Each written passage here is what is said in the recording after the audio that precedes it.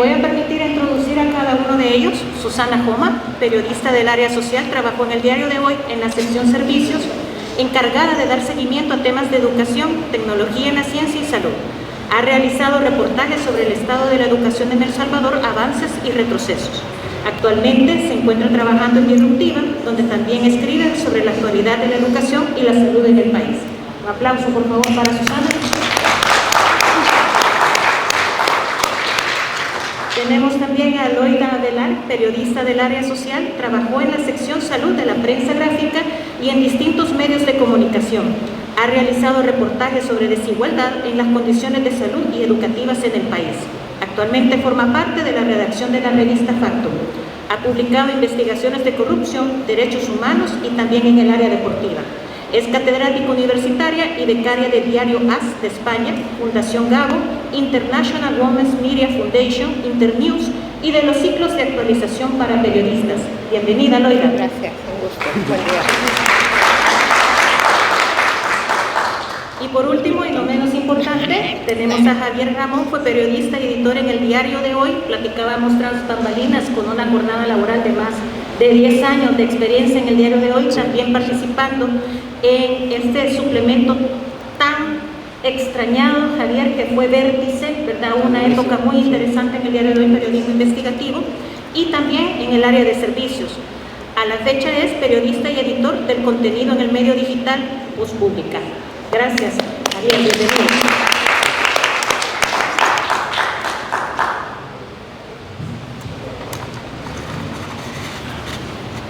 Al respecto de este conversatorio tendremos unas preguntas muy particulares para cada uno, pero también unas preguntas de carácter general. Y viene la primera, que es de carácter general. ¿Cuáles han sido los principales desafíos que han enfrentado al reportar sobre ciencia y educación en El Salvador y cómo han superado estos retos? Estamos acostumbrados a hablar de problemas, pero en este momento lo vamos a replantear como desafíos. Cualquiera, por favor, puede comenzar. Dele eso sí. Buenos días a todos, es un placer estar con ustedes y con los colegas aquí presentes. Bueno, los retos son innumerables, ha habido muchas etapas en el periodismo y, bueno, indudable en la actualidad se presiona más por la falta de acceso a la información, pero siempre ha sido, como lo señalaba el ponente anterior, una de las limitaciones es la falta de comunicación o enlace entre los investigadores y los periodistas. Ese quizás ha sido uno de los retos que se plantea como inicial. El otro es cómo aprender a trasladar esa información científica, muy técnica, a un lenguaje más coloquial, más accesible a la población, sin que esto pierda calidad o desmerezca las investigaciones o los conocimientos que se están trasladando. Gracias. Buenos días a todos y a todas. Es un gusto estar aquí hablando de periodismo, lo que tanto nos gusta. El principal reto es conseguir información todos los días, más que todo para las personas que trabajan en medios de comunicación que publican a diario. Yo estuve en la prensa gráfica entre el 2007 y el 2017 y puedo decir que sí, todos los días lograba obtener un dato nuevo para publicar. No me quiero imaginar en este momento en una redacción diaria cómo están haciendo los colegas, porque el acceso a la información ya no es tan público, a pesar de que tenemos una ley y ya no tenemos tampoco funcionarios rindiendo cuentas o diciéndole a la población, miren, estos son los casos de dengue o este es el nivel de analfabetismo. Entonces yo creo que el principal siempre viene siendo un problema, pero el principal desafío es obtener la información diaria y que sea verídica, porque más hoy en el tiempo de redes sociales, donde todos tenemos acceso a un teléfono, circula muchísima información Pero a nosotros, yo siempre se los enfatizo mucho a mis estudiantes, tenemos que ser catadores de información y tenemos que saber cuál es la información oportuna, la verificable, quién lo dice, porque hay muchísimas, ayer se manejaban un montón de declaraciones en la Asamblea Legislativa y hay muchísimas cosas como para verificar, pero esa es nuestra diferencia con la población común y con eso yo no estoy desmeritando a nadie, pero el papel de un comunicador, de un periodista es distinto al de una persona que no tiene la capacidad o el método para verificar la información. Bueno, muchas gracias por la invitación, un saludo a todos y a todas. Al ser mi último, repetirme un poco, ¿no? Pero obviamente sí que es innegable que la información es la materia prima con la que trabajamos y estamos en unos tiempos que, pues se está tratando de contar, de tergiversar, de desinformar a veces desde las instancias oficiales y eso es un hándicap, ¿verdad? Sin duda. No es una excusa para no informar, pero sí que es un aspecto que cuesta y que dificulta, ¿verdad? Algo que debería ser mucho más fácil en estos tiempos de las tecnologías de la información y de la comunicación y bueno, yo creo que en ese sentido es un retroceso. También, escuchando al ponente anterior, creo que tenía muchísima razón en cuanto a que hay una información que generan ustedes como universidades, como alumnos, como docentes, y que no está disponible, o si está disponible a veces cuesta encontrarla.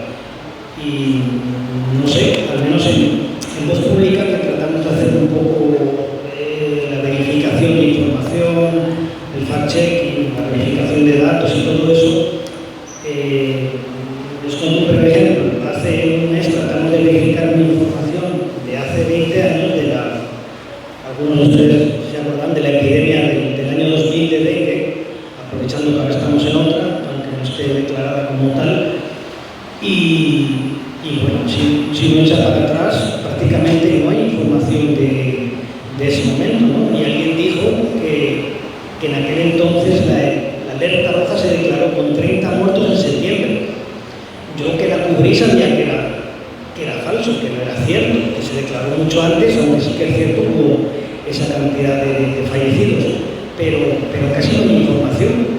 Al final, no digo milagrosamente, pero de casualidad hallamos una tesis de alguien de la UES muy bonita, muy bien hecha, y de ahí pudimos alimentarnos de esa información que no tenía el Ministerio de Salud, que no tenía la OPS en buena medida y poder decir que lo de esa persona pues no era correcto, ¿verdad? No era cierto, pero sí que es un ejemplo para explicar que en estos tiempos no debería ser tan difícil buscar tanto obtener información, porque creo que, como dice el OIDE, dice la ley, nadie es dueño de la información que, no sé, el ministro de Cultura no es dueño de la información que genera la cultura, pero parece que alguien o algunos lo entienden de una manera distinta, ¿no? Eso. Muchas gracias. En el caso ya Susana mencionaba que una de las particularidades del trabajo vuestro es precisamente esa traducción al lenguaje coloquial. Tenemos entre el público estudiantes, periodistas, tenemos docentes. Serían más que bienvenidos tips de parte de ustedes precisamente sobre cómo equilibrar el tratamiento de esos temas científicos, que muchas veces pueden ser muy complejos, versus hacer la información accesible, ¿verdad? ¿Qué tanto, de qué formas, cómo se puede realizar ese tratamiento siendo fiel a lo que persiguen y los resultados de la investigación original? Javier, si gusta comenzando contigo ahora. Bueno, voy a dar el primer que se me ocurre. Yo algo que recomendaría es leer y detenidamente el trabajo de la gente que ya lo hace y lo hace bien, ¿verdad? Y particularmente yo estoy suscrito al País de España y no precisamente por las noticias del día a día, que sí, que está muy bien, que lenguaje y todo eso, sino curiosamente por lo que se llama la sección materia, que tiene que ver con conciencia y todo eso. De verdad es una maravilla, desde cómo se titula hasta cómo lo explican y cómo desarrollan informaciones que vienen a lo mejor de Science, de Lancet y de otras revistas que obviamente pues el lenguaje ahí es muy distinto, ¿verdad? Pero ese es un aprendizaje que creo que nunca termina, y me quedaría con eso. Tomar el ejemplo de la gente que lo hace desde hace tiempo y lo hace bien para poder aprender de él. Gracias. Esta discusión la tenemos bien seguido en la redacción de Factum, porque a veces estamos escribiendo para abogados, para médicos. En tiempo de pandemia, ¿verdad?, que escribíamos mucho de COVID-19, y los médicos hablan de infectología, hablan muchas palabras técnicas que es su jerga normal, y esto no es que tenga nada de malo. Nosotros como periodistas o como comunicadores tenemos que tener la capacidad de comprensión, pero tenemos que tener la capacidad que lo entiendan todas las personas de todos los estratos sociales. Ese es un reto, el lenguaje claro y sencillo. A mí sí me gusta mucho también respetar el asunto de la estructura de la oración, sujeto, verbo, porque a veces hacemos el uso de oraciones subordinadas, que son las larguísimas, en un párrafo, y las personas no nos entienden. Cuando las personas están leyendo la quinta línea, se tienen que regresar a la primera porque ya no se acuerdan qué fue lo que decía. Entonces, hay asuntos muy básicos como periodistas que tenemos que hacer, no tratar de lucirnos, porque a veces esta jerga o estas palabras es como para que se vea como muy científico, muy estudiado el asunto, pero hay que recordar, aquí entre más claro sea el lenguaje, mucho mejor para que todo el mundo lo entienda. Gracias.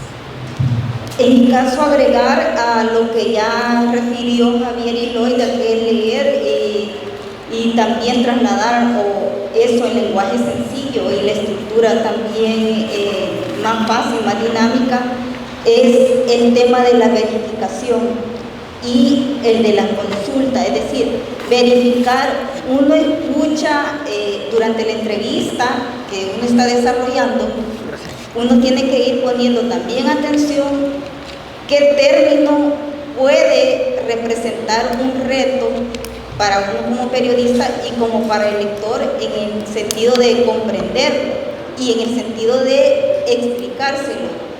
Pero otra cosa también es no solo quedarse con lo que le dijo el investigador, sino también verificarlo a nivel de otras fuentes o de otras publicaciones, además de consultarle al mismo investigador. Si usted tiene una duda o le quedó una duda, volver a hablarle para verificar si usted lo que entendió es así, o si el término o el significado del término en sí, para evitarse errores. Pues hay casos, un reto grande que tengo en la actualidad, que trabajo ya con la revista Disruptiva, es que yo estaba acostumbrada a que en el periodismo del día a día uno no estaba acostumbrado a someter su texto a alguien externo, porque la ética de hecho está prohibida, o sea, es regla, no solo el periodista, su editor,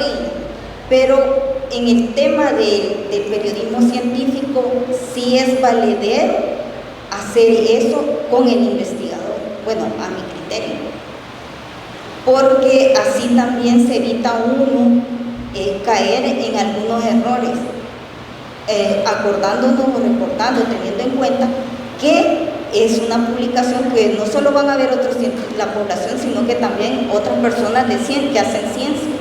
Entonces, eso quizás es mi consejo, verificar, no tener miedo a repreguntar, que es la base del periodismo, de hecho así es, y consultar, leer mucho. Gracias. Seguimos con Susana. Sí, tú querías. Adelante. A ver, yo creo que el periodismo, como en muchas otras facetas, está todo inventado, ¿verdad? O todo más o menos es un poco darle la vuelta. Y un consejo claro es cualquier periodista, por muy bueno que sea, de hecho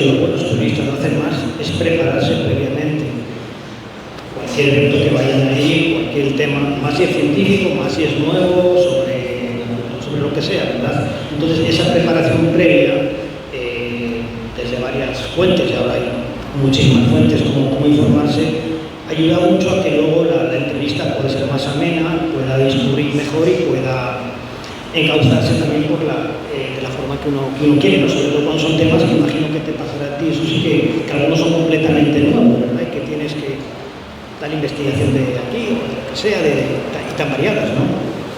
Y yo quisiera agregar algo también. A un periodista le sirve mucho, a un comunicador, escudriñar otras ciencias.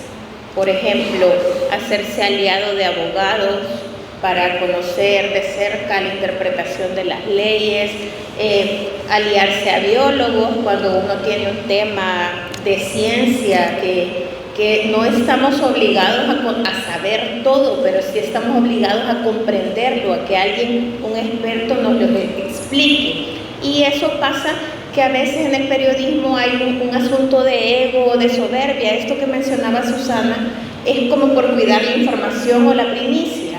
Es un asunto de que nadie le cuenta a nadie su tema porque se lo van a robar o lo van a publicar antes. Eso es de la naturaleza del periodismo, pero eso puede a veces afectar a que caigamos en errores. Y en este momento está prohibido que nos equivoquemos en el periodismo. Está prohibido, siempre ha estado prohibido por respeto a nuestras audiencias, pero hoy tenemos encima que están esperando cualquier error para poner sobre nosotros un proceso judicial, para acusarnos de que somos mentirosos, de que desinformamos. Entonces, hoy es una doble verificación, pero aliarse siempre de especialistas. Gracias. En el caso de Susana, con esta trayectoria tan larga que tiene en la cobertura de temas médicos y de salud, consultarte, Susana, ¿cómo ves la evolución del tratamiento de temas científicos en los medios de comunicación? ¿Tiene mayor espacio? ¿Tiene menor espacio? ¿Se le da énfasis en las agendas de los medios de comunicación? ¿Crees que estamos en un buen momento del periodismo científico? ¿Hay matices que hay que realizar? Bueno, creo que ha ido cobrando relevancia. Bueno, desde alguna... Sí, creo que ha ido cobrando relevancia, pero en momentos críticos. Por ejemplo, cuando son las epidemias, en el caso más reciente del COVID, que son momentos en que el periodista está más retado a buscar fuentes científicas que le permitan como trasladar información y de forma más accesible a la población, o sea, a indagar más sobre un tema para darle todos los ángulos posibles al público. Creo que sí estamos en un momento, y yo pienso que debió haber sido siempre, pero hoy estamos en que sí se puede, es un nicho en el que hay, no es solo sobre política o sobre judicial que se puede reportar, pero creo que, como decía el colega que nos antecedió, es un nicho que desde las universidades es un reto que se aborde o que se forme periodistas especializados. Creo que en el país, como él mencionaba también, en los medios impresos y en todo, incluso en televisión, la agenda hasta de la ciencia y la tecnología está relegada hasta la última sección de los periódicos, de la televisión. Solo cuando es salud o que hay un momento crítico así, es que empieza a buscarse, a indagar más sobre los temas, pero de lo contrario no. Gracias, Susana. En el caso de Loida, has trabajado muchísimo la perspectiva de la desigualdad en temas de educación y salud. Estando todos ustedes en un medio de comunicación, particularmente todo Ipefactum, ¿qué responsabilidad, qué papel juegan entonces los medios de comunicación en estos temas tan delicados cuando viene desde la perspectiva de la desigualdad para visibilizar esto que está pasando y a su vez tratar de promover un cambio? Es bien curioso porque el tema social en general, en agenda como país, a pesar de que es muy importante porque ahí tenemos la salud, la educación, educación, tenemos un montón de derechos en juego, siempre ha sido relegado. Y siempre ha sido relegado, creo yo, por los gobernantes, y esto no excluye tampoco a algunos medios de comunicación. A mí me encanta que en Factum hemos logrado visibilizar el tema de pobreza extrema. Hoy también el hecho de las violaciones a derechos humanos que están ocurriendo en el contexto del régimen de excepción. Hay muchas madres, muchos hijos que están siendo vulnerados en sus derechos, y esto siempre es un reto, y les voy a decir por qué es un reto, porque el asunto no es victimizar a nadie, no es de poner a las personas como una víctima o exponerlas o que pierdan su dignidad.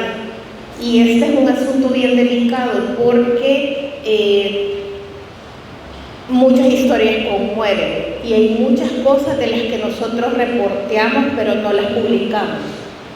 Y esto es por respeto a las mismas personas. A veces las fuentes tienden a no magnificar la importancia de lo que están diciendo o el peligro al que se exponen. Yo creo que parte del periodismo, para visibilizar los problemas, no es necesario de que nadie pierda la dignidad, no es necesario que yo exponga un cadáver con costuras para que yo sepa que una persona fue torturada. Entonces, todos esos detalles yo le voy a decir que requiere, además de que uno tiene que ser un buen ser humano, requiere también mucha educación. Y hay un asunto de ética que podríamos pasar discutiendo toda la mañana, pero solo hay que ponerse a pensar, yo le haría eso a mi familiar, a mí me gustaría que mi familiar apareciera con esta fotografía o que se dijera este dato de alguna persona a la que yo quiero. Eso nos ayuda, yo creo que la dignidad de las personas nos ayuda a visibilizar mucho mejor el problema. Muchas gracias, Loida. En el caso de Javier, ya mencionabas lo importante que es últimamente trabajar el chequeo de información. En Voz Pública está trabajando muchísimo a través de eso. La política, el escenario que tenemos coyuntural en este momento obliga a hacer un doble cuidado, ya como mencionaba Loida, los datos, pero a su vez que esos datos ya vayan chequeados para que no los acusen ni de mentirosos, ni de tergiversados, ni de etc. Pero ¿qué pasa cuando son temas de ciencia y educación? ¿Cómo funciona entonces este chequeo de información? ¿Cómo son estos procesos? ¿Cómo se realizan estas verificaciones en temas de periodismo científico? Sí, bueno, siempre, incluso cuando son verificaciones, hoy a solicita igual tener que cuidar y verificar y contrastar lo que publican, ¿verdad? Claro, nosotros ¿qué nos toca decir si eso es o creemos que es falso o es verdadero o es engañoso una información? Pues si encima nos equivocamos nosotros, pues o sea, obliga a una doble o triple reconfirmación, tomando en cuenta además que la fuente señalada, sobre todo si fuentes públicas en su mayoría, ¿verdad?, no te van a, o sea, van a esperar, como decían, que te puedas equivocar para insultarte. Ayer mismo, anteayer hicimos una verificación, pero pongo un ejemplo ahí del tema de la siembra del frijol y que ya dejaron de entregar paquetes agrícolas porque dieron un bendito bono de $75. En aquel momento solo hacía falta que ir a 4 o 5 a los servicios y ver que con el paquete de maíz que dan en mayo y junio en el occidente y todo eso, los 4 insumos en cualquiera de los servicios costaban entre 120 y 140. Lo verificamos en 5 o 6 de aquí de San Salvador y de Tecla, de Santa Tecla. Entonces, la mitad del valor de la tarjeta. Obviamente eso no lo dice. Pero llega un momento que cuando llega la siembra de frijol, que es después, ni siquiera hay insumos. O sea, la gente ya lo ha gastado porque era una compra única y era dentro de un margen de 60 días. Pues ahora, ayer o anteayer, el viceministro de Obras, ya no sé qué es, pero bueno, el de Agricultura, ya que si pajeros, que si tal, que si igual, todo eso, ¿no? Cuando a ellos obviamente se les llamó por activa y por pasiva varias veces para... El caso es que es cierto, encima no critica que no le han dado paquetes a 200.000 pequeños agricultores o a que ni semilla ni fertilizante, sino que critica una palabra o que critica algo que ni siquiera él sabe, creo que por lo que está diciendo. Pero con eso es un ejemplo del cuidado que hay que tener en educación, en todo, ¿verdad? Lastimosamente yo creo que no sabría por qué la educación, al menos en el ámbito público, está un poquito soterrada, medio enterrada, ¿no? Siempre habíamos tenido planes de educación, desde SACA, el plan 2021, con sus metas, tal, ¿verdad? Si cumplía o no cumplía, lo ibas analizando cada año, todo eso. Creo que con el Frente hubo algunos tipos de planes más o menos claros. El problema es que cada gobierno que llega lo cambia, ¿verdad? Pero sin embargo, en la actualidad, pues es donde más nos está costando saber qué rumbo tiene, más allá de entregar computadoras, que está muy bien, más allá de actividades así. De hecho, el ministro de Educación es un ministro casi ausente. ¿Quién es? ¿Quién es? Sí. Entonces, eso ya de por sí es un problema, ¿verdad? Pero sí, nos obliga, no es una obligación, tenemos que, ¿verdad? De alguna forma es como la ciencia, ¿no? En realidad el periodismo y la ciencia no van por caminos tan separados en ese sentido, sino que obliga a ser curiosos, obliga a investigar, a indagar, a contrastar, a preguntar, ¿verdad? A diversificar un poco el contenido, en fin. Por ahí. Gracias. Ya previamente ponías tú el ejemplo de materia, ¿verdad? De este espacio tan bonito del diario El País para comunicar ciencia. También está la página del Ministerio de Educación de España, SNIC, que también es otra plataforma muy hermosa de divulgación científica, tiene sus canales de YouTube, tiene sus redes sociales. No sé quién de aquí a las 5 de la tarde puede salir con una gran intención. Voy a abrir mi canal de Instagram, voy a abrir mi espacio en YouTube y voy a empezar a divulgar ciencia. ¿Qué retos les presenta a ustedes ahora con este boom de redes sociales en sus propias plataformas y también como insumos de su registro esta cantidad de información en redes sociales, tanto como fuente como también como forma de desinformación? Sí, es que no hay que descartar un hecho. Las redes sociales son una ayuda, los canales digitales también. Lo que yo sí creo que con lo que nos tenemos que casar es quién es la fuente, de dónde proviene, quién me lo está diciendo. Y yo te tomo la palabra porque yo también hablo mucho con mis alumnos el hecho de que hay muchos generadores de contenido que no pueden ni siquiera escribir un apellido con tilde y están hablando y están diciendo lo que piensan. Entonces yo creo que tenemos que quitarnos un poco el miedo, y nosotros que somos estudiantes de comunicaciones o aspiramos a ser periodistas, tenemos también derecho y tenemos los medios para decir o para hacer contenido. Hay mucha gente que hace contenido muy bueno, por ejemplo, que se convierten en catadores de café o que se van a los salones de belleza y dicen, miren, así se hace este maquillaje. Yo lo que creo es de que podemos comunicar muchas cosas buenas. Y también, ya respecto a cuáles son nuestras fuentes de información, yo no descartaría, porque por ejemplo la Fundación Gabo, Nuevo Periodismo de Colombia, tiene programas muy buenos de periodismo científico y hay expertos, hay personas especializadas que hacen transmisiones en vivo. Ahora las entrevistas también son a través de enlaces. Hoy no solo nosotros vamos a entrevistar como el método tradicional que llegábamos y poníamos la grabadora, hay muchas fuentes que por la coyuntura están afuera del país. Entonces nosotros también estamos ocupando toda esta tecnología para nuestro método periodístico. Entonces yo no satanizaría esta ola de información, pero creo que sí, como comunicadores tenemos la responsabilidad de depurar y decir, esto me puede ayudar, porque yo no creo que el programa de chismes de Jake nos vaya a ayudar a hacer una nota científica, o que él se quedó trabado en la popa en un centro comercial, que el pícaro no le cabía. O sea, son contenidos que sí salen en la web y que pueden ser de entretenimiento, pero yo tengo que saber seleccionar qué es lo que me puede servir para mi trabajo o para mis estudios. Y quizás solo para no dejar afuera, yo destaco mucho lo que decía Javier, la generación de conocimiento desde la universidad.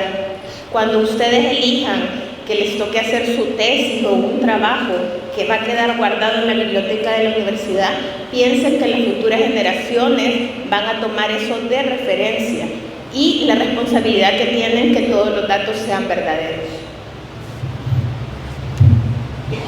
Sí, yo abonando lo que mencionaba de la selectividad de las fuentes a partir del bombardeo que tenemos cada día, y sumar a eso de las fuentes, la búsqueda de revistas especializadas, la búsqueda de los contactos con los investigadores de las universidades, que creo que también las universidades es un reto que tienen grande, y yo en un par de ocasiones lo he señalado, algunos contactos de universidades que tienen que abrirse, que tienen que dar a conocer lo que se está haciendo desde la academia, porque es como un reto que tienen que asumir en el sentido de que sí, los medios están informando de todo, pero tienen que buscar la forma de llegar al periodismo para que la ciencia sea agenda, esté en la agenda de los medios de comunicación, porque precisamente de eso se trata, y eso es, creo que ha sido, no es de hoy, esto viene desde años, romper ese esquema de estar encerrados ahí. Bueno, desde la Universidad Francisco Gavidia se está haciendo un muy buen trabajo, desde la revista Disruptiva se está haciendo difusión y también periodismo, porque son dos cosas diferentes, la difusión de la ciencia en sí y la del periodismo contrastado. Javier, sobre las redes sociales para ciencia. Pues Periodismo. no hay ni que diga nada nuevo, creo yo, pero fíjese, no, pero qué bueno, se me ocurre el ejemplo ya que hablamos de redes sociales, no se vieron en TikTok, creo que ayer se publicó anteayer, de respuesta a Javier Milei cuando criticó a los científicos de su país. Creo que lo hizo en la propia Universidad Estatal de Buenos Aires, creo que un docente, ¿verdad? Ya de cierta edad, y espectacular, poniendo 5 ejemplos de 5 científicos con lo que aportan a la economía, ya que él es economista, para que se vea un poquito por enterado, a la economía y a la sociedad, ¿verdad? 5 ejemplos muy claros. En TikTok no sé, es un ejemplo de cómo difundir y cómo contrastar el mismo tiempo, ¿no? Y darle el valor que tiene a la ciencia, ¿verdad? A la tecnología. Muchas gracias. Ya hablaba Susana de lo complejo que puede ser manejar esto en agenda mediática. En el caso de la experiencia de ustedes, ¿cómo se decide, quién decide, de qué forma ingresan estos temas científicos de educación en salud en sus agendas de trabajo? Ya mencionaba que cuando hay una epidemia, todo el mundo busca a los especialistas, pero mientras no tengamos emergencias sanitarias, no estalle algún volcán o no pase algún elemento que cambie de color el lago de Coatepeque, por ejemplo, ¿de qué forma entonces se manejan estos temas en agenda mientras no haya una emergencia? Bueno, el periodista, a medida tiene más experiencia, tiene la capacidad de ir negociando con el editor, proponer un tema. Yo le puedo decir que la fuente salud atrapa y apasiona, porque nos afecta a todos, ¿verdad? Es un tema de relevancia, porque también cuesta muchísimo conseguir los datos. Yo destaco un montón la publicación de Voz Pública que dejó en evidencia, ¿verdad?, que aquí se están muriendo más niños de dengue de lo que nos lo han dicho, que debería ser una información pública, pero está costando muchísimo obtenerla. Pero en la medida uno conoce la relevancia del tema, tiene la capacidad de proponer. Y también tiene la capacidad de ir conociendo más personas especializadas que puedan ayudarle a formar ese tema, a darle forma, ¿verdad? Porque el periodismo es como un rompecabezas. Comenzamos con una hipótesis, con una pregunta de algo que nosotros queremos confirmar, y que muchas veces la hipótesis termina alejadísima de la realidad. Pero, y esa tiene que ser la flexibilidad también del periodismo, pero yo le puedo decir que este método que se ocupa en periodismo, que es un método que nos ayuda a comprobar cosas, en la que necesitamos datos, necesitamos también narraciones, experiencias. No crean esas frases que dicen que el dato mata relato. No, no es así. El relato refuerza los datos, les da mucho más intención a las cosas que están pasando.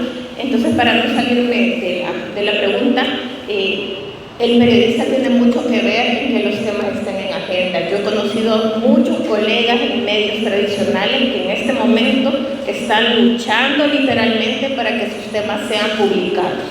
Investigaciones verificadas, comprobadas, que a veces los medios, por temor a las represalias que está haciendo el gobierno, no las quiere publicar. Entonces, el periodista tiene mucho que ver porque la constancia, ¿verdad?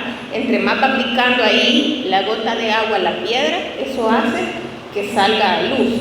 Y también, solo para enfatizar, hoy no solo basta con que un tema de investigación sea bueno, sino que tiene que ver mucho con su plan de difusión, su plan de redes sociales, ¿verdad? Hacer una buena etiqueta, que sea multimedia. Ya la era del video está sobre nosotros y nosotros tenemos un reto porque, por ejemplo, yo soy una periodista que vengo de un periódico, pero tengo que aprender a hacer guiones porque hoy todo está en video. Pasamos viendo videos todo el día. Entonces, es otro tipo de lenguaje, pero esto también nos reta que nos sigamos formando. Gracias. Ahora, ¿cómo introducimos a la agenda diaria o mensual de los periódicos la ciencia? Bueno, empieza por el olfato, y como decía ella también, la experiencia del periodista, y como decía también el colega anterior, la curiosidad, estar abierto con las antenas puestas. Cuando tú estás entrevistando a algún científico, te puede hablar de muchas cosas, pero off the record, fuera de la entrevista, te puede dar otros temas y debes de estar muy atento para eso. Entonces, tú llegas, no solo tienes que enamorarte del tema, sino que llegar y pelear llegado el momento. Pero sí, esa es la forma. Bueno, yo he sido enamorada de la educación porque es donde más he desarrollado, en el campo que más he desarrollado, y la salud, ¿verdad? Ciencia, salud también. Pero por ahí es el camino, estar con las antenitas de vinil, como decía el Chapulín Colorado, estar atento y retomar para poder proponer y luchar para que tu tema llegue a la publicación. Gracias, Susana. Javier, el método científico. Bueno, en cuanto a los temas, al ser un medio pequeño, 3 o 4 personas, pues es mucho más fácil, ¿verdad? Todo queda en familia. Entre nosotros lo proponemos y tratamos un poco de ver qué tan viable es, ¿verdad? Como decía Luisa, todo parte de una hipótesis. En nuestro caso, pues, lo que sé, por seguir con los ejemplos, hace un mes el presidente dijo que seguir incrementando un 10% la generación de energía geotérmica, que es un tema de ciencia también. De hecho, nos tocó hablar con especialistas, en este caso de la UIS, algunas fuentes, ¿no? Entonces, claro, ¿y cómo verificamos eso? ¿Cómo lo comprobamos? 2 meses antes, viendo un poco la vez para atrás, ya había hablado de un 10% que había aumentado si en ese momento había aumentado ya la generación, entonces había aumentado la capacidad instalada, ¿verdad? Es decir, estaba ya construido. Entonces, bueno, vamos viendo la página de la GEO, que está completamente desactualizada, vemos lo de CEL, vemos un poquito todo, y solo apareció un proyecto, porque la geotérmica es muy barata de generar, pero muy cara, hasta que la instalación y todo eso es carísima. De hecho, el último impulso que se ha dado a la geotérmica viene de SACA, de 2007, ¿verdad? Con eso la capacidad prácticamente no ha variado. Entonces, claro, solo aparecía por ahí un proyecto que lo llevaban mareando 3 o 4 años y en lugar de ser de 20, era un 10%, son 200 de capacidad instalada lo que hay, pues en lugar de ser de 20 era apenas de 7 o 8, ¿verdad? Y encima final un proyecto que ni siquiera había empezado a funcionar, entonces daban por hecho algo que ni siquiera estaba generando energía. Afortunadamente hay una página web un poquito difícil de entender de la UTE, la unidad de transacciones, que ahí entra todos los avisos de energía, qué fuentes producen, cuándo producen, un calendario, y por supuesto no había ni en Berlín Sultán, ni en Aguachapán, ninguna fuente adicional de lo que estaba diciendo ese señor.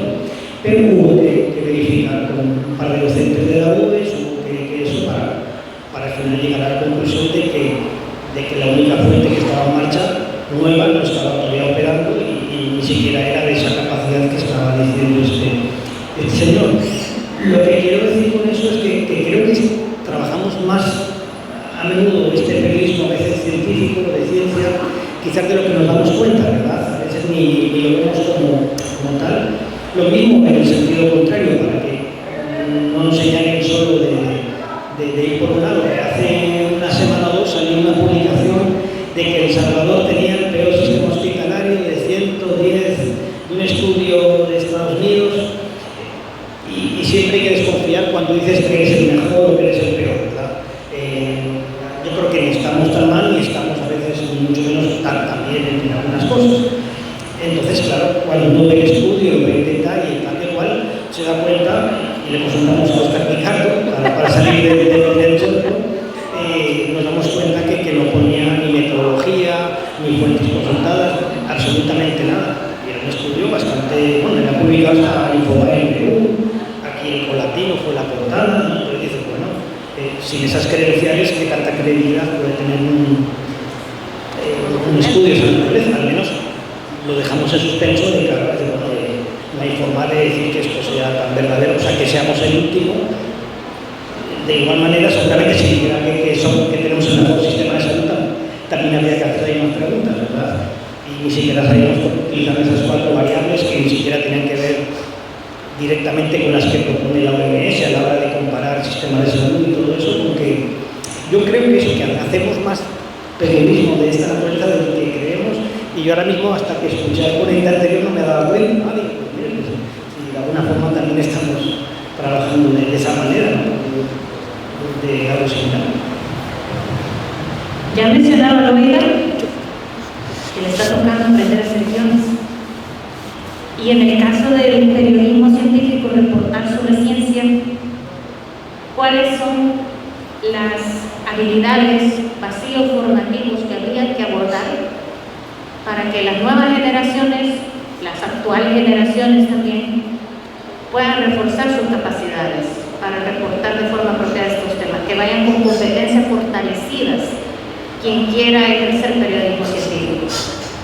Yo creo que lo que mencionaba Javier es bien importante. Previo a la entrevista, previo a las pláticas, porque yo le puedo decir que los periodistas pasamos platicando con un montón de científicos, no precisamente para publicar su reacción o para que nos digan qué piensan del tema, sino que para comprenderlo. Yo creo que estas conversaciones, estos acercamientos con científicos, con personas técnicas, con profesionales de otras ramas, nos pueden ayudar muchísimo. La Asociación de Periodistas de El Salvador está teniendo una serie de cursos y capacitaciones de temas específicos. Hace poco yo participé en uno que era referente al cripto, a todas estas monedas virtuales, porque yo creo que en esta sala no todos precisamente somos especialistas en ese tema, en un tema que, por ejemplo, debería de importarnos porque se están invirtiendo fondos públicos. Entonces, enfocado más al periodismo de ciencia, yo creo que hacernos aliados de los especialistas, de los biólogos, es fundamental. Porque yo no puedo escribir o hacer un guión o un texto o un video de un tema que yo no comprendo. Muchas veces pasa esto. A mí me ha pasado. Yo hace poco escribí una investigación de un crédito que le dieron a un empresario que se llama Munir Bendek. El banco hipotecario le dio $1 millón a pesar de que él no cumplía con los requisitos. Si cualquiera de nosotros vamos a un banco a pedir un crédito, nos piden nuestros balances contables, nuestras declaraciones de renta, entonces a él le obviaron todos esos requisitos. Pero, por ejemplo, yo tenía que leer el reglamento del banco hipotecario, eran 100 páginas, y muchas de las palabras que estaban ahí yo no las entendía. Para mí era chino, hasta que me aboqué a dos economistas muy buenas de este país que me dieron clases, porque yo así lo interpreto, me dieron unas clases magistrales de economía y me hicieron entender cuáles eran los puntos que yo andaba buscando, donde se rompía y se comprobaba que el reglamento no lo habían cumplido para dar ese crédito. Entonces yo creo que eso tiene que pasar. Si yo estoy haciendo, me gusta mencionar los temas de biología porque son sumamente complejos. Por ejemplo, este punto del lago de Coatepeque y de muchos ríos en El Salvador y lagos que están contaminados, y que nosotros a veces vamos a las conferencias y a veces no le entendemos al especialista, porque yo le puedo decir, para los videos ese es otro reto que tenemos, que los especialistas aterricen en el tema para que la gente lo entienda, porque se imaginan ustedes una entrevista de 30 minutos, larguísima, explicando un tema, y yo solo voy a ocupar 1 minuto. Entonces yo creo que en la medida que nosotros estemos cerca de los especialistas, ellos también se van a moldear al hecho de que van a ir resumiéndole a las audiencias cuáles son las cosas importantes y qué es lo que tiene que destacar. Gracias. Susana. Bueno,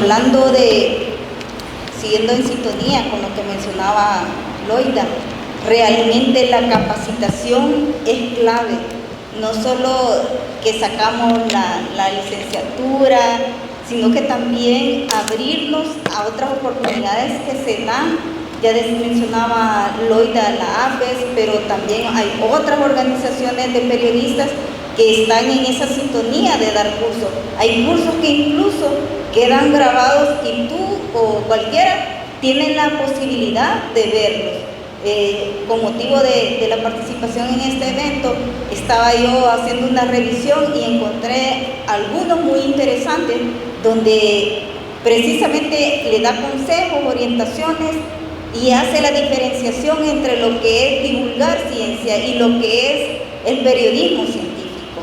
Entonces son esas cosas que uno debe estarse como retroalimentando, no solo de la carrera de uno, sino también retroalimentándose de otras ciencias, de otros conocimientos. Javier.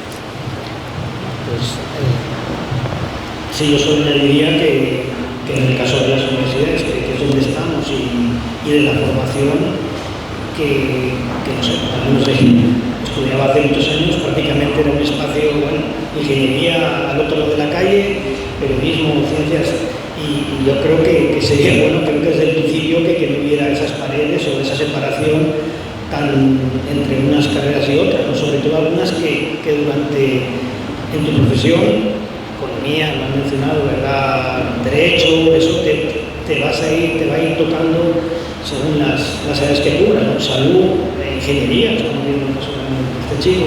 Entonces, yo creo que en pocas palabras, incentivar un poco el tema de la ciencia desde los primeros años en periodismo, y en la universidad es tan fácil como cruzar de un pasillo a otro, de una habitación, y lo que sea, a veces está, no sé, mostrar o que se muestre ese interés, ¿verdad?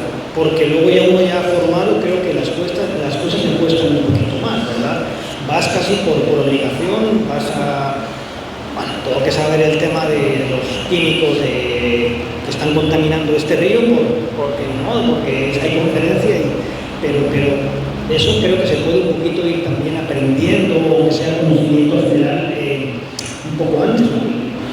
Y los 4 o 5 años de carrera creo que dan tiempo para empaparse un poco más de todo eso, aparte de hacerla más atractiva, ¿verdad? No solo saber escribir o saber estar frente a una cámara, es también que puedan tener unos conocimientos básicos que les resulte más fácil luego entender lo que le dicen y sobre todo transmitirlo, ¿verdad? Que al final lo importante, que es el reto que tenemos, saber transmitir de la mejor manera lo que alguien, el entendido, el experto, el investigador nos dice. En el público también tenemos investigadores y de ellos vamos a ver la carta del niño Dios. ¿Qué quisieran ustedes recibir de los investigadores como insumos acerca de sus temas? ¿Cuál sería para ustedes el kit ideal o qué cosas tendrían que preparar los investigadores cuando los aborde un periodista? Fotos, datos, bases, ¿el qué? Es bien importante el acercamiento con los investigadores en un momento donde el conocimiento es un pecado, porque ahorita estamos viendo, por ejemplo, la situación de la Universidad de El Salvador. Hay varios científicos de ahí que no quieren platicar con nosotros, entonces los que sí quieran hablar con nosotros se los vamos a agradecer muchísimo, porque no son temas políticos los que les vamos a ir a preguntar, les vamos a preguntar cosas técnicas de ciencia que le van a ser útil a la población, y lo que nosotros agradecemos mucho son ejemplos. Que nos cuenten, sí, fíjese que esta sustancia, ¿verdad?, contamina, pero esta sustancia está en tal lago. Y aquí, si quiere, nos puede acompañar a la visita de campo que vamos a ir a hacer. Para nosotros es bien valioso eso, visitar los lugares con expertos. Porque no es lo mismo que vaya un periodista solo a buscar, que así nos toca. Eso es lo que nos toca la mayoría de veces. A acudir con un experto que nos pueda explicar el problema o la complejidad del fenómeno, porque el periodismo no solo revela problemas, sino que también situaciones, ¿verdad?, que están ocurriendo en diversos ecosistemas o en diversos lugares. Agradecemos mucho los ejemplos, la accesibilidad, la confianza, la franqueza, y que también comprendan que hay cosas que no entendemos a la primera. Entonces que es bien necesario que ellos accedan a que les repreguntemos sobre lo que ellos son expertos, ¿verdad? Y tienen un gran bagaje. Gracias, Susana. Sí, básicamente es la apertura, pero también complementada con lo que mencionabas tú y con lo que mencionaba Loida. Sí, la apertura, no solo en que nos expliquen y nos, hasta puede decirse cierto punto, nos traduzcan, ¿verdad?, los conceptos, sino que también estén abiertos a, por ejemplo, a proporcionarnos sus materiales, sus fotografías. Yo sé que son investigaciones y también sé que las investigaciones tienen sus procesos, que hay momentos en que todavía no se puede divulgar, pero ya en el momento que se puede divulgar, por lo menos que tengan disponibles las fotos, la información precisa, a modo de que no nos quede vaga lo que nos están trasladando. Eso creo que es fundamental. Si tienen infografías, si tienen, no sé, alguna muestra, si nos pueden dar acceso a los laboratorios o acceso también cuando ellos van a las actividades de campo, eso es fundamental. Gracias, Susana. Javier. Pues solo añadiría quizás que se haga un poco de paciencia también, ¿no? Para que nos puedan repetir las cosas una, como decían, 2 y 3 veces hace falta, que también puedan hablar de tú a tú, es decir, bajar un poquito ese lenguaje tan técnico que a veces está con ellos y ellos es normal, ¿verdad?, pero a la hora de poder estar frente a una cámara o eso, pues que hagan ese doble esfuerzo por facilitar y sabiendo que va a estar ahí detrás va a ser alguien que es como nosotros, que no tiene esa formación, esa preparación y que necesita que se lo hagan que se lo expliquen de la manera más sencilla posible. Paciencia, creo que también es la madre de la ciencia, creo. Sí, claro. Quizás añadir que no tengan temor a hablar con los periodistas, que media vez sean abiertos y tengan esa disposición. Es recordar que es información técnica la que están trasladando y no es política, porque eso es lo que, como mencionaban los compañeros, ese repliegue, ese retroceso que se ha tenido de parte de los especialistas, quizá está dañando bastante. Entonces, en ese sentido, sí reiterar la necesidad de esa apertura, de no temer y de hablar claro con el periodista. Sí, yo solo decir, es que parece que nos repetimos un poco, pero creo que es como que fue un absurdo, ¿no? Ustedes aquí están generando conocimiento, están generando valor y que, no sé si pasa en otros lugares que alguien tiene que ir detrás o esa persona es la que tendría que levantar la mano y decir, bueno, voy a proponer esto, ¿verdad? Voy a darlo a conocer porque es importante no para la universidad, al final la universidad es la base, es para todos, para la sociedad, ¿no? Como el invento de este joven, ¿verdad? Creo que da una idea de cómo estamos. Si alguien tiene que ir a la calle a promover algo tan bonito y tan necesario, seguramente, una investigación que la ha hecho él, que la ha desarrollado él, que la ha patentado él, pues no sé de qué hay que esconderse. O sea, tendría que ser un orgullo, una proactividad ante todo. Muchísimas gracias. Con esto iríamos dando cierre a este conversatorio. Queda abierto el espacio de preguntas y respuestas y tienen 3 especialistas para que lo puedan aprovechar su gran trayectoria, gran carrera. Por allá hay una mano levantada, no sé si me pueden ayudar con el micrófono, por favor.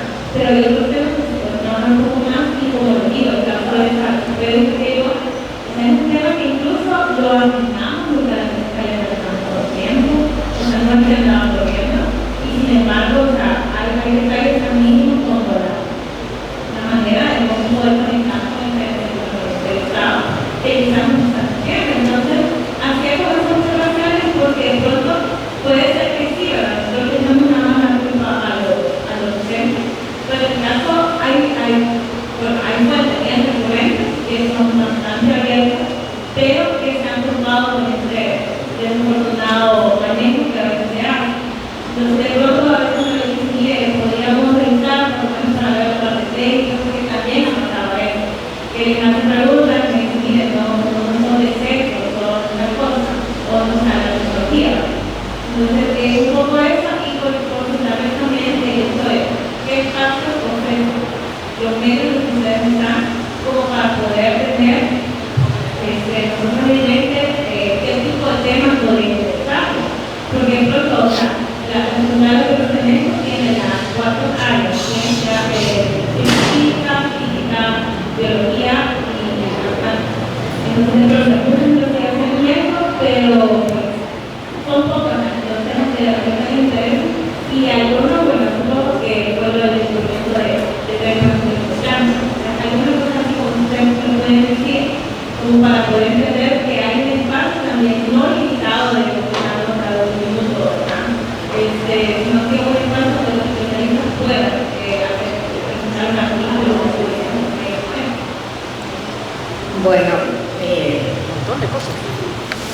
¿Qué te puedo decir cuando llega un periodista y quizás no es tan cortés? Lo lamento. Hay distintos ritmos.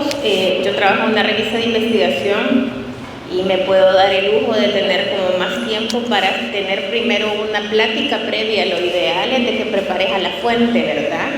Que te conozca, que te presentes. Y yo creo que aquí hay que enfatizar mucho en la honestidad, porque yo te voy a decir que pueden haber personas que crean que tienen un gran tema y quizá no sea de un gran interés, o quizás no me dieron el dato que yo necesitaba para hacerlo de gran interés, porque eso pasa bien seguido, fíjate. Hay temas muy buenos, pero cuando uno pregunta cuántos casos identificaron y comparado con el año pasado, y a veces no está como esa información básica, en temas, por ejemplo, de enfermedades, no puedes publicar, no puedes hacer una gran publicación porque no tenés el insumo. Entonces, yo creo que la Universidad Nacional es bien importante en un montón de temas. En el tema de salud, ustedes tienen epidemiólogos, tienen infectólogos, gente que analiza, por ejemplo, cuáles son los tipos de zancudo o de larvas que circulan en este país en una situación de dengue donde, a pesar de que oficialmente no se ha declarado, tenemos una epidemia, porque hay un montón de casos. Entonces yo creo que podríamos compartir, ¿verdad?, contactos, platicar, pero la Universidad Nacional, así como todos los tanques de pensamiento y todas las universidades de El Salvador, son bien importantes en momentos donde no tenés funcionarios que te expliquen los fenómenos. Entonces, ¿quién más que alguien, un académico, un investigador que sepa, que te pueda contar información de utilidad? Y no solo de enfermedades, sino que también, por ejemplo, en temas de medio ambiente, ¿verdad? Eso es lo que yo podría aportar en eso. Gracias. Lo que acaba de decir Loida es bien importante. Yo creo que es el momento de que la academia, los investigadores desde las universidades brillen. Y sí, lamento también, como dijo Loida, que se encuentren con este tipo de colegas. No sé en qué momento habrá pasado, pero creo que es parte de la característica personal. En lo personal trato de estar como 15 minutos, si es posible, media hora antes de la entrevista. Como decía el compañero, una preparación básica antes de llegar al entrevistado. Se consulta de qué va el tema, e incluso informarse quién es el investigador, si tiene otros trabajos. Y en cuanto a ese nicho, volviendo al nicho de información que son las academias, pueden plantear, esta es nuestra agenda de investigaciones que ya terminamos, están disponibles, buscar a un comunicador o desde la Secretaría de Comunicaciones con la que yo tengo enlace actualmente. De hecho, hemos hablado de eso, de que me exponga cuáles son los temas que tienen para ver cuáles se pueden generar un interés. Y en la otra parte también que está es cómo vende el investigador su tema. Eso es otra también. Y cómo también lo explica. Porque a veces el periodista está insistiendo en que le baje el tono tan técnico para poder entender, y a veces no se logra.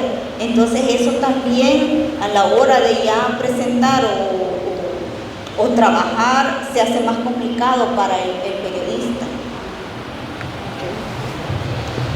Sí, bueno, en realidad como cualquier gremio, pues hay de todo, ¿verdad? En eso no se puede.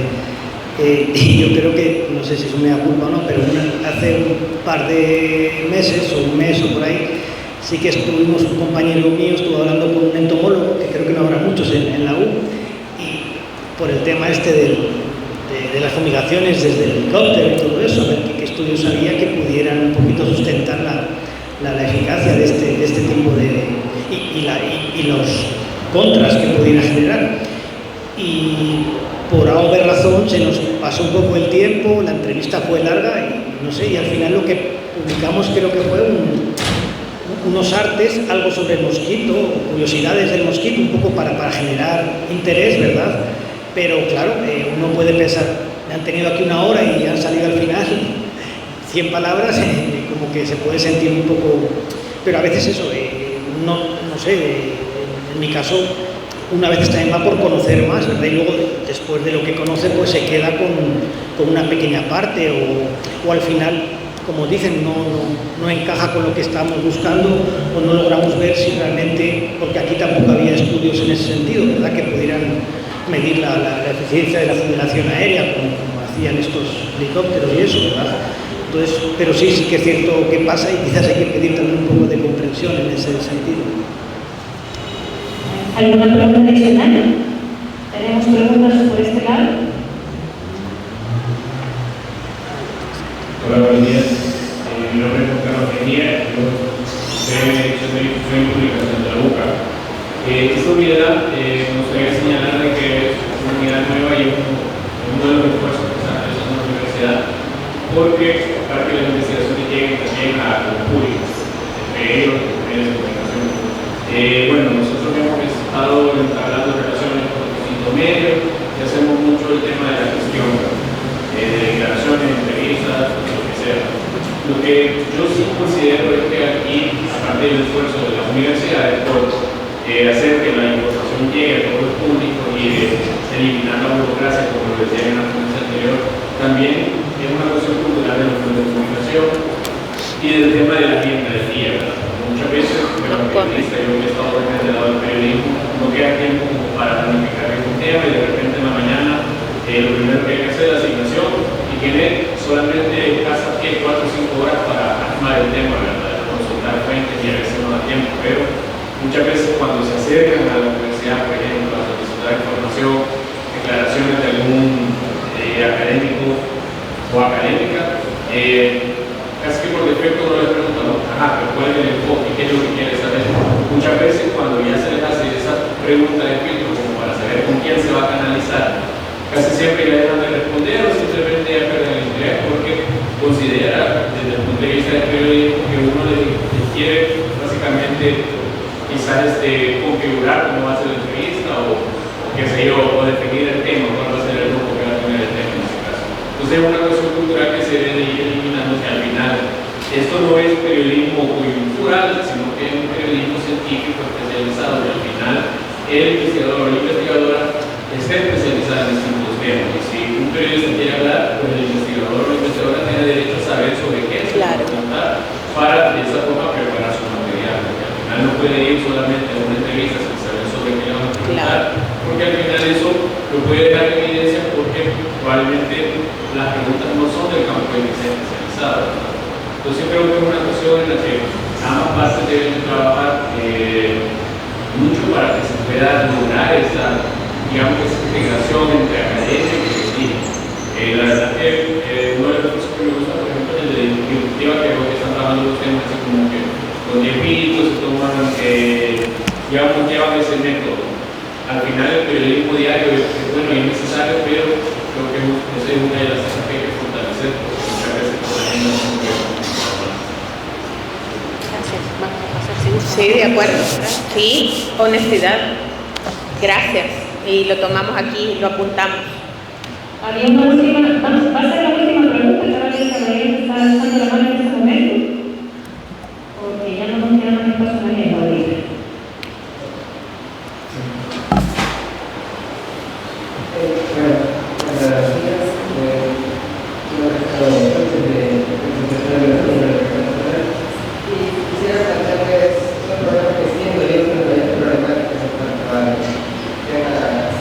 El Salvador. El primero, la perspectiva de la